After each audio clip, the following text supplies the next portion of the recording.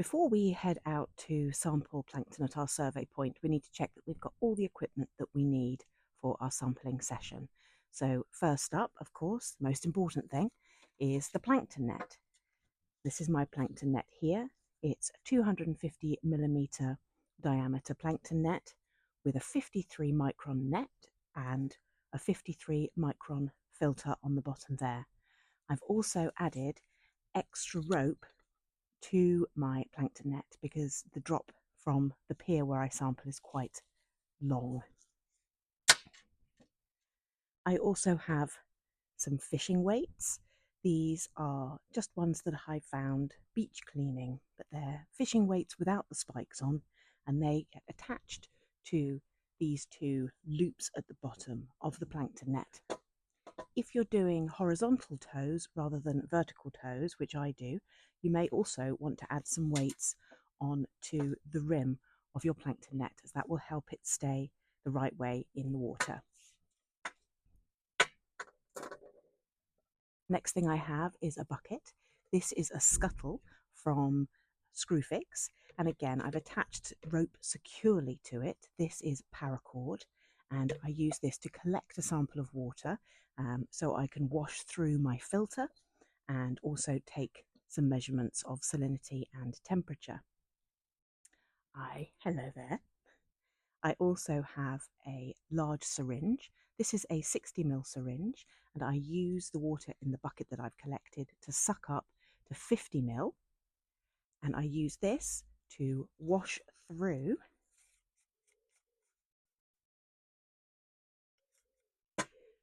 the filter into the pot. You may choose to take salinity and temperature readings from your site. I do this with this particular meter, and I just place it and hold it in my bucket of water to take those readings and make a note of them. This is an optional activity. I have a sample pot. This happens to be an old baby milk bottle, but you could use anything from a jam jar as long as it's watertight. And this is the container that I will put my sample into once I've washed it through on the filter. I also have a bottle, and I take a water sample just from the bucket. This is just in case I need any extra water for the work that I'm doing. If organisms need a little bit of extra water to in a petri dish, for example, but I just like to have that on hand. But that's again something you don't have to do. If you are counting phytoplankton as part of your involvement in the Plankton Project, you will be provided with a 5 ml vial and some Lugol's iodine solution, which you can see here in the bottom. When out sampling, you will be taking a 4 ml sample from your survey sample and placing it in here, but you'll be shown that separately. But I've got that in my kit.